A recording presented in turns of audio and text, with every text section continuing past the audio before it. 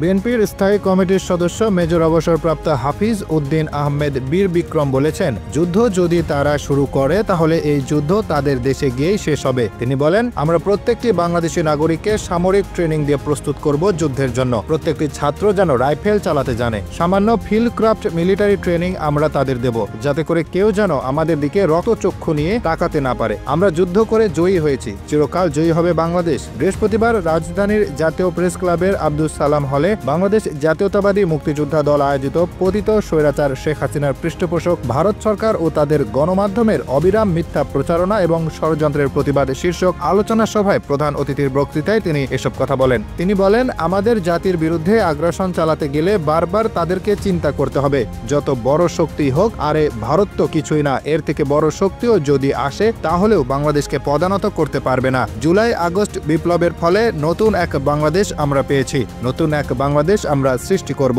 যেখানে কোনো বৈষম্য থাকবে না, যেখানে স্বাধীনতা সার্বভৌমত্ব নিয়ে কেউ কোনো কটাক্ষ করতে পারবে না, কোনো ভারতীয় দালাল বাংলাদেশে থাকতে পারবে না। এখন আর কথা বলার সময় নেই, এখন অ্যাকশনে যাওয়ার সময়। বিএনপির চেয়ারপারসনের উপদেষ্টা অ্যাডভোকেট সৈয়দ মোয়াজ্জেম হোসেন আলাল বলেন, 1971 সালে 16 ডিসেম্বরের পরে অনেক মুক্তিযোদ্ধা তৈরি হয়েছে, যেমন 5 আগস্টের পরে অনেক জাতীয়তাবাদীর সৈনিক তৈরি হয়েছে। দুঃখজনক হলেও সত্য যে 71 সালে অনেকেই মুক্তিযুদ্ধ না করেও রাজাকারদের সঙ্গে ছবি তোলে পরবর্তীকালে মুক্তিযোদ্ধা হিসেবে নাম লিখিয়েছে। এই ইতিহাস বর্তমান প্রজন্ম বা পরবর্তী প্রজন্ম জানবে কিনা আমার জানা নেই। তিনি আরো বলেন, মুক্তিযুদ্ধের সময় তারা আমাদের বন্ধু ছিল, কিন্তু এরা যে কখন বন্ধু কখন শত্রু এটা বুঝতে হলে আমাদেরকে আরো কয়েকশো বছর বাঁচতে হবে। তারা এখন শেখ হাসিনাকে আশ্রয় দিয়েছে, যাদেরকে দিয়ে তাদের স্বার্থ হাসিল হয় তারা শুধু তাদেরকে আশ্রয় দেয়। ভারত শেখ হাসিনার চোখ দিয়ে বাংলাদেশকে দেখে। এই দৃষ্টিভঙ্গি পরিবর্তন না হওয়া পর্যন্ত ভারতের সঙ্গে বাংলাদেশের সুসম্পর্ক হবে না। বাংলাদেশ জাতীয়তাবাদী মুক্তিযোদ্ধা দলের সভাপতি ইশতিয়াক আজিজ উলফাতের সভাপতিত্বে